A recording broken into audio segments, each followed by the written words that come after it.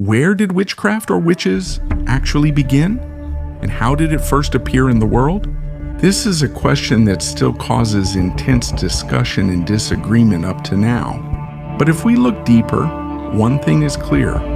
Witchcraft is not a new invention, and it's not just a superstition that became popular during the Middle Ages. It is an ancient practice, so old that it was even mentioned in the first pages of the Bible. And up to now, many people still practice and believe in it. In our time today, many people are searching for answers and power in things like occult practices, spells, divination, and various kinds of spiritual powers that are clearly against God. But the more important and more serious question is this: what does God say in His Word about the origin of witchcraft? Who was the first to value it? And what is the consequence of opening the door to the world of darkness? In this video, we will examine this topic based on the Scriptures themselves. We will not focus on people's opinions. Instead, we will concentrate on what the Bible truly says about the real origin of witchcraft and how God judged those who practiced it. But before we begin, don't forget to like this video. It means a lot to us, brothers and sisters. Thank you very much, and now let's begin. The Bible has never considered witchcraft as just a myth or an old belief from the past. Instead, it clearly describes it as a real and dangerous practice that is directly condemned by God. To understand this from the very root, we need to go back to the original words of the Scriptures. In Hebrew, one of the main words used is keshp, which is commonly translated as sorcery or enchantment. According to Rashi of Troa, a well-known rabbi in ancient times, this word refers to disrupting or distorting the natural order, an attempt to imitate the power of God through the influence of evil spirits. There is also the word KZM, which refers to divination, the search for secret knowledge using oracles, spells, and rituals. According to Prophet Samuel, in 1 Samuel 15:23, rebellion is equal to the sin of divination. This means that engaging in such practices is considered a direct disobedience to the authority of God. Another word that appears in Hebrew is nahas, which means omen or warning. Interestingly, this word has the same root as the word serpent.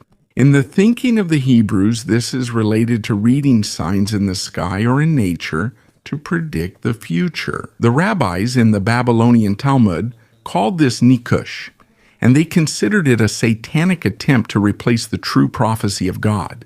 There is also the word anon, which was strongly condemned by the prophets, especially when Israel embraced the pagan customs of their neighboring countries. Literally, this practice means using signs in the clouds. This is a clear reference to ancient astrology, the belief that a person's fate can be read in the heavens. That is why it says in Isaiah chapter 2, verse 6, according to Isaiah, God has abandoned His people, the house of Jacob, because they are full of customs from the east and of fortune tellers like the Philistines. In the same sense, the Bible also mentions spirits associated with divination, often translated as spirit of Python or medium, and the Gideoni, which refers to those who call upon the dead. They are the people who claim that they can communicate with the dead or with what are called familiar spirits. A clear example of this is what happened to King Saul and the witch of Endor in 1 Samuel chapter 28. There you can see how, in the absence of an answer from God, Saul chose to consult the darkness. According to Rabbi Maimonides in his work Mishneh Torah, a person who willingly approaches a medium voluntarily gives himself over to the power of demons. This is not just about people. Even the teraphim, small household idols, were used back then as magical amulets. In Genesis chapter 31, it is told how Rachel stole the teraphim of her father, Laban. And later, the prophet Zechariah condemned the teraphim because he said they only gave meaningless visions. When we get to the New Testament, we can see the Greek word pharmakia. This is where the modern word pharmacy comes from. But in ancient times, it did not refer to medicine. It meant the use of drugs and potions in magical rituals. The theologian William Barclay explained that pharmakia is the art of using poison and drugs to alter a person's mind and open oneself to the spirit world. That's why Paul listed it in Galatians chapter 5, verse 20, as one of the works of the flesh that brings harm to people. In Revelation, the word pharmakos also appears, which is translated as sorcerer or wizard. In Revelation chapter 21, verse 8, John's warning is clear. The cowardly, unbelievers, murderers, the sexually immoral sorcerers, idolaters, and all liars will have their part in the lake that burns with fire and sulfur. We can also see in the book of Acts characters like Simon the sorcerer in Samaria and Elymas in Cyprus. In both instances, the word used is magi, which originally referred to wise men from Persia, but during the time of the apostles it came to mean those who engaged in occult practices. Conflict was inevitable. On one side is the power of the Holy Spirit. On the other side, the deception of the devil. Even Luke in Acts chapter 16 told a story about a woman with a python spirit who gave prophecies. The word used there is mantis, which refers to divination connected to the Oracle of Delphi in Greece. For the Greeks, this was normal. But for Christians, this is clearly evidence of an unclean spirit. The Jewish historian Flavius Josephus also recounted that Solomon knew the magical arts of his time. But he rejected these because he said they destroy true faith in God. And according to evangelical scholar Merrill Frederick Unger in his book Biblical Demonology, witchcraft is not an illusion and not simply superstition. It is a concrete manifestation of demonic activity in human history. So from the Hebrew kashef to the Greek pharmakeia, the message of the Bible is clear. Sorcery is man's attempt to manipulate the supernatural apart from God, opening the door to demons and closing the way to the true revelation of God. But the origin of sorcery goes deeper than the traditions of different nations. Before we see how it became normal in the great ancient civilizations, we first need to go to the very heart of the problem. According to Apostle Paul in Galatians chapter 5, verse 9, sorcery is one of the works of the flesh. It was not born in Egypt, not invented in Babylon, and not discovered in Greece either. Its root lies in the carnal desires of man, the desire to have power, knowledge, and control without relying on God. But how exactly is it born in the human heart? Why is man always drawn toward the occult? First, because man was created to have a true root. The human soul was naturally made to listen to the voice of the Creator, to trust in His Word, and to live in the light of His presence. When Adam and Eve were still walking with God in the garden, they didn't need to look for anything else. All spiritual fulfillment and joy were found in their direct relationship with the Lord. Second, after man's fall, that relationship was broken, separated by man's sin from the source of life. But even though the connection was broken, the longing for eternity remained. Solomon expressed this in Ecclesiastes 3:1. According to him, God has set eternity in the hearts of men. This natural longing for eternity, when left without direction, becomes a spiritual emptiness, a void that cries out to be filled. And this is where the first reason begins as to why people seek spiritual substitutes for God. Augustine said this clearly: "You have made us for yourself, Lord, and our hearts are restless until they rest in you." When the restless heart does not rest in God, it seeks rest in deception.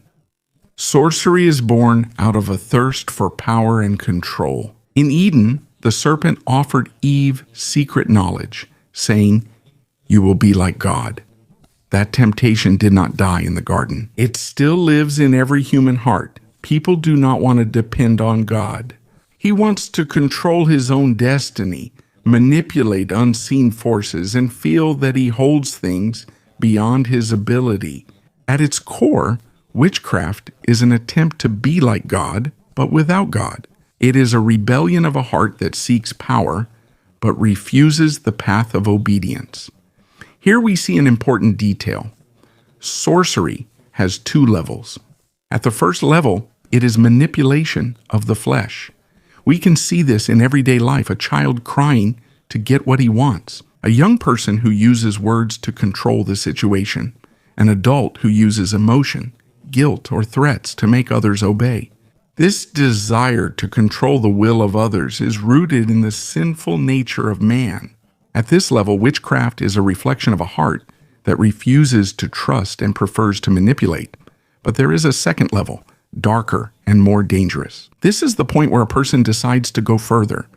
Here, he deliberately uses the power of darkness to manipulate others. At that moment, the flesh opens the door to the enemy, and the devil offers instruments of control, spells, amulets, potions, curses. What began as a natural human desire becomes a demonic alliance. This was explained directly by the theologian Derek Prince, a well-known teacher of spiritual warfare. According to Derek Prince, witchcraft has three forms: manipulation, intimidation, and domination. All of these have one purpose: to control other people. When this is done using only human means, it is a sin of the flesh. But when it is carried out using spiritual means, it becomes an agreement with demons. So it's clear that witchcraft is not just about black magic or rituals in dark places. It starts in the simplest form, a heart that refuses to trust, wants to be in control, and refuses to surrender to God. And when the flesh does not submit to the Holy Spirit, the devil offers a shortcut, a false power that only becomes a greater chain for a person. That's why Paul did not hesitate to call it a work of the flesh. And that's also why Revelation describes it as one of the signs of eternal judgment. Because sorcery is the ultimate form of a heart that wants to be God without the true God. Fourth, it arises from fear of the unknown. The human heart is afraid of the unknown, of the future, of death, of sickness, of crisis. When it does not trust in God, it clings to spells, amulets, divination, and incantations to silence the fear. According to Rabbi Maimonides, many Israelites practiced divination because their hearts could not bear the uncertainty of tomorrow. Fifth, witchcraft was born out of outright rebellion against heaven. According to the Babylonian Talmud in Sanhedrin 65:8, every person who practices sorcery does so because his heart rebels against the Most High. At its very core, witchcraft is a declaration of spiritual independence. It's as if the person is saying, "I don't need God. I am in charge of my own destiny." This is how the theologian William Hendrickson explained it. The flesh does not seek the glory of God, but instead wants to replace it. And this is the very essence of sin. A heart that, instead of surrendering, rebels. Instead of trusting, manipulates. Instead of waiting on God, seeks forbidden shortcuts. This is how sorcery is born in the human heart. From a spiritual emptiness that cries out for the eternal. From the desire for power that wants to be like God, from the fear of uncertainty that wants to control the future, and from the inner rebellion that rejects divine authority. That's why witchcraft is so dangerous. It's not just an external ritual or the uttering of spells, it's a reflection of the heart. It refuses to surrender to the Holy Spirit. Instead, it opens itself to dark forces, forces that eventually become chains. According to Dr. Merrill Frederick Unger in his book Biblical Demonology, he clearly explains that sorcery is the distortion of man's natural longing for the eternal. It takes this away from God and diverts it towards demons. And it is in this very soil of the heart where witchcraft takes root before it becomes an overt practice in the great civilizations of the ancient world. Now, if we go back to the time before the flood, we will see a very important moment in the spiritual history of humanity. According to Genesis 6:5, the Lord saw that the wickedness of man was great on the earth, and that every intent of the thoughts of his heart was only evil. all the time. This is a complete description. It means that the heart of man was completely focused on corruption. Although the word witchcraft is not directly mentioned in this verse, it is clear that this general description includes acts of spiritual manipulation and sorcery. Because if every thought of man is inclined toward evil, this includes the desire to control the spiritual world without God. The background is clear.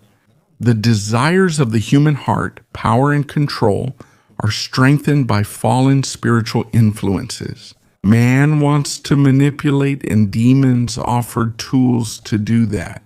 The rabbis also gave explanations about this corruption before the flood. According to the Midrash Bereshit Rabbah, the people of that time left no part of creation that they did not corrupt. They used forbidden arts to force things that were never intended by heaven. Rabbi Eleazar ben Hananiah added that the generation before the flood not only sinned through violence and lust, but also sought secret knowledge to manipulate nature itself.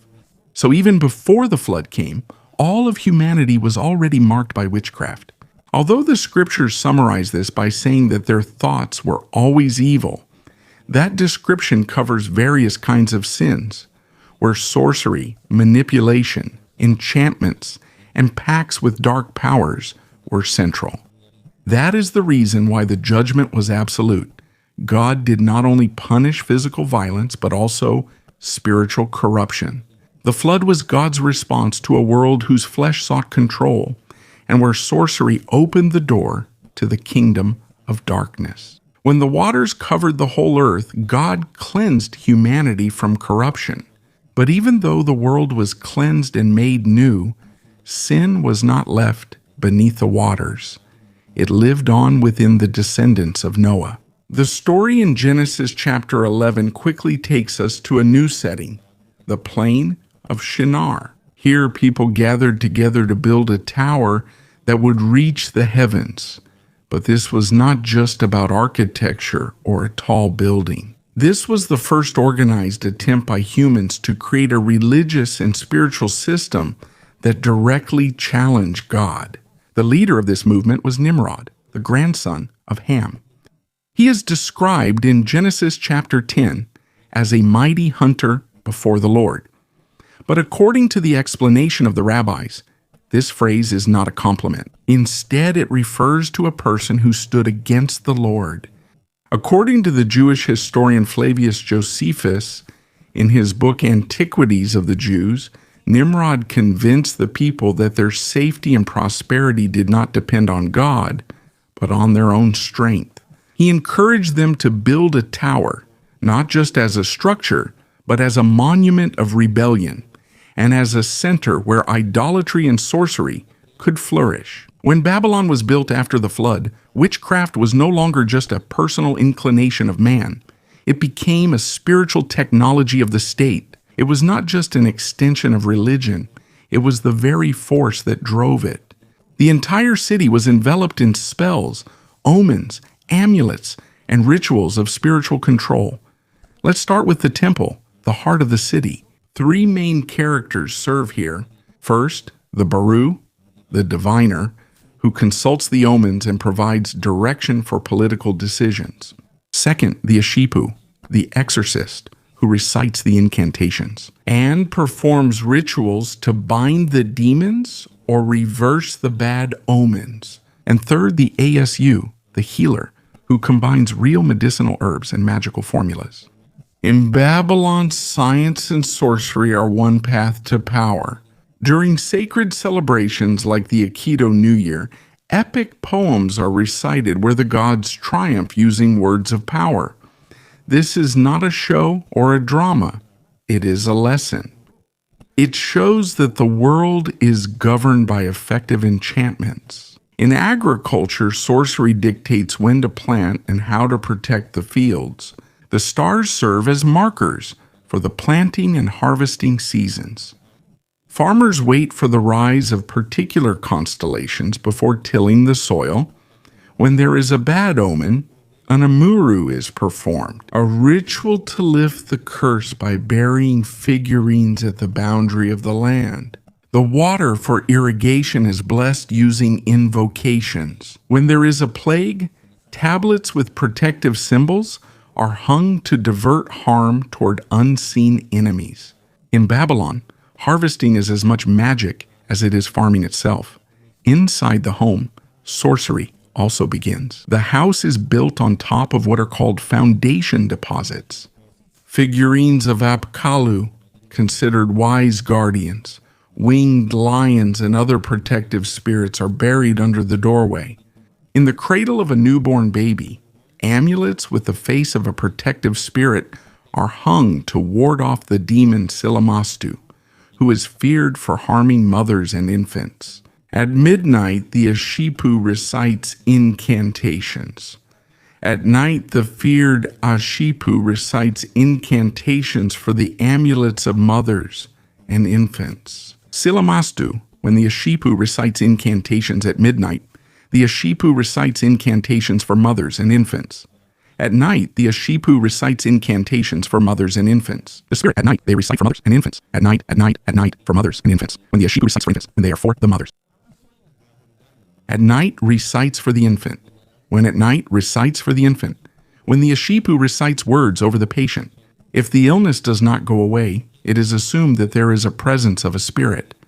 For fever, a cylinder with a sacred text is tied to the arm. For the protection of the child, the names of God are engraved on small metal plates.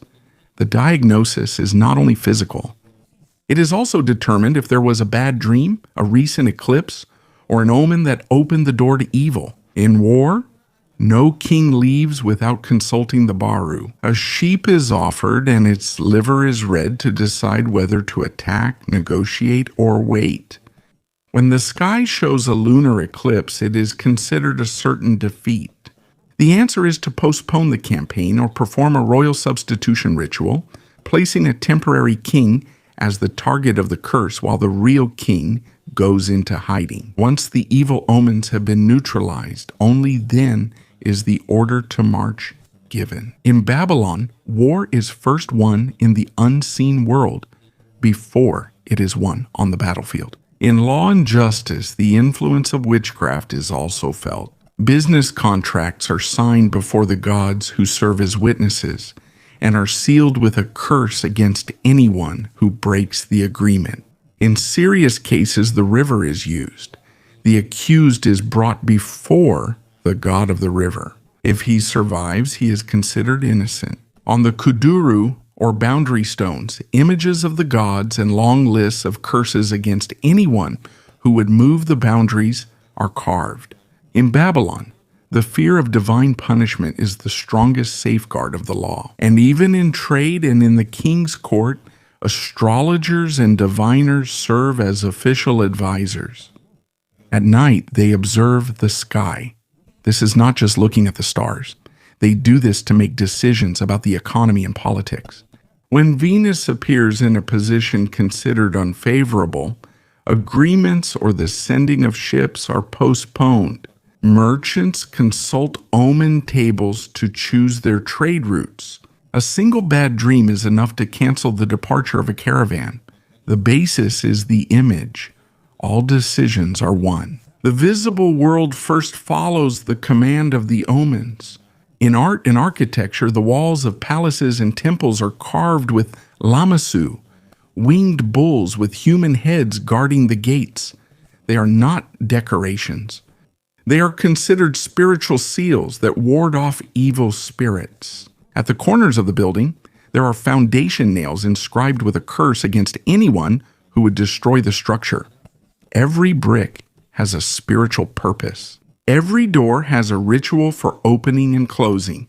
In public religion, the songs of the Kalu, the mourning priests, and ritual manuals like the Maklu and Surpu contain detailed ceremonies for burning and removing spells. When someone accuses another of witchcraft, the exorcist does not simply drive out evil. He also returns the curse back to its source. The liturgy is not simply devotion. It is a formal spiritual combat. In timekeeping, Babylon did not simply count the days. They blessed these days. There were days considered unlucky when it was forbidden to start any work. A single movement in the sky could make a date forbidden. The empire's calendar was like a web of sacred time that had to be followed to avoid disaster. During funerals and in caring for the ancestors, the kisbu was performed. Offerings of bread and beer to appease the dead and keep them close to the family. When the spirit of an ancestor became angry, it was believed that the living would fall ill. The Ashipu was called to restore the household's relationship with their ancestors through rituals and tablets. In education, apprentices wrote and memorized long series of omens, such as the Shumalu. Here, thousands of "if this happens, then that will happen" are recorded, from the barking of a dog, the direction of the wind, to the shape of the fire. This kind of training produces experts who can translate everyday reality into the language of signs. For them, the world is a secret text of gods and demons. In the ideology of the empire, the king rules by the mandate of heaven. His power is affirmed by favorable stars and by rituals that connect his throne to the constellation of order. When the heavens change, the king must act, whether through ritual or politics, to preserve his fate. In Babylon, the throne and the zodiac are one. This is how Babylon worked. The land is filled with ritual days. Houses are sealed with amulets. Contracts are marked with curses. Wars are decided by livers and eclipses. The sick are treated with herbs and spells. Doors are guarded by spirits and inscribed words. In Babylon, witchcraft is the operating system of civilization. So when the prophets condemned Babylon, they were not just denouncing idolatry. They were pointing to an entire structure that wanted to govern reality through the occult. Hope in God is replaced by a complex network of sacred manipulation. From Babel to the apocalypse, Babylon remains a symbol of power that controls without God, the city that intoxicates the nations through its sorceries. After Babylon, the next great cradle of sorcery was Egypt. There, magic was not a secondary art. It was seen as the universe's foundation. The Egyptians called it Heka, the power used by the gods to create and maintain order for them. Without Heka, there would be no cosmos, no life, and no kingdom. In Egypt, witchcraft was institutionalized at the highest level. Each pharaoh was considered a living god, and his authority was reinforced by spells, rituals, and incantations that legitimized his throne. The temples were not just places of worship, they were also centers of magical transactions. There, priests were trained in formulas, invocations, and in the sacred hieroglyphic writing used as symbols of power. The Bible gives us a clear glimpse of this system in the book of Exodus. When Moses appeared before Pharaoh carrying the sign of God, the staff that turned into a serpent, the magicians of Egypt imitated this using their own enchantments. They also imitated some of the signs, turning water into blood and the appearance of frogs. Their power was not just an illusion, but the result of a real demonic force. However, the limits of sorcery quickly became apparent. When the lice came, the sorcerers acknowledged their defeat and said with fear, "This is the finger of God." That was when the difference became clear. The magic of Egypt could imitate the outward appearance, but it could not create life or match the eternal power of the Creator. The rabbis taught in the Midrash Shemot Rabbah that Pharaoh and his sorcerers, known in tradition as Janus and Jambres, according to 2 Timothy 3:8, were not acting alone. They were aided by demonic spirits disguised as wisdom. In this way, the people were deceived and Pharaoh's pride was maintained. According to some Egyptologists like John Asman, in the belief of the Egyptians, the word Heka was not just magic.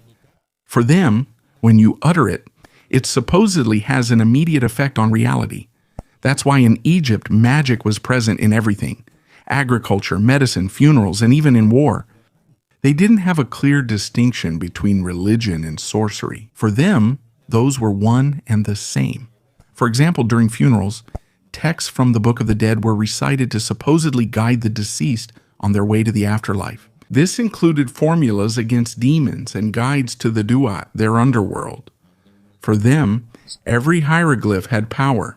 Each name of a god was like a key that unlocked protection. In everyday life, amulets were common, shaped like scarabs, the Eye of Horus, and the Ankh, which were believed to give health, protection, and long life. Even the priest doctors, while using herbs, would recite formulas at the same time. Here you can see the blend of the natural and the occult. In war, they also didn't just fight right away. The generals would consult with the priests. They read omens from the flight of birds, the position of the stars, and even the movement of the Nile. Before the battle, there were spells and invocations to ensure victory. That's why Egypt is an example of witchcraft becoming a state system. It covered religion, medicine, war, politics, and economics. And here God also showed his greater power through Moses. The message: even if sorcery is real and backed by demonic forces, it will never equal the power of the true God. In every confrontation, the limitations of magic are revealed when it faces the authority of the Creator. After Egypt, the story moves to Greece and Rome, powers in the Mediterranean. Magic did not disappear. It became more refined. Sometimes it was even wrapped in philosophy, religion, and seemed like science. In Greece, the word pharmakeia appears, a word with a double meaning. It could mean sorcery, poison, or medicine. This shows that a substance can be used as medicine, but it can also be used as an instrument of spiritual manipulation. In Greece, it takes different forms. First, in secret religious mysteries, like Eleusis, where there are rituals, special drinks, and symbols said to bring people closer to the divine. Second, in popular magic amulets, spells, and writings on lead tablets called deficciones that are buried to curse an enemy or a love rival. Third, in esoteric philosophy, ideas about numbers, the harmony of the cosmos, and the soul, which opened the door to occult currents. That's why the image of the sorceress, like Circe and Medea, also appeared in the culture. These stories were not just for entertainment, but also a reflection of the belief that sorcery could change destiny. In Rome, it became an everyday thing. They borrowed and mixed the influences of Greece, Egypt, and Babylon. The Senate had laws against magicians and fortune tellers. But in reality, even emperors consulted astrologers and augurs. Reading signs, the flight of birds, animal entrails, and omens in the sky were all part of Roman religion. Because of this, the scriptures give a clear warning. No matter how sophisticated sorcery is, it is still an act of the flesh and a connection with darkness. So in Acts chapter 19, when the gospel came to Ephesus, many who believed brought their books of magic and burned them in front of everyone. This proves that the light of Christ is more powerful than the deepest occult traditions of the Greco-Roman world. And even today, though the names and symbols may be different, the spirit is the same: rebellion against God and seeking control over life through spiritual shortcuts. But the message is clear: darkness will never prevail against the true God.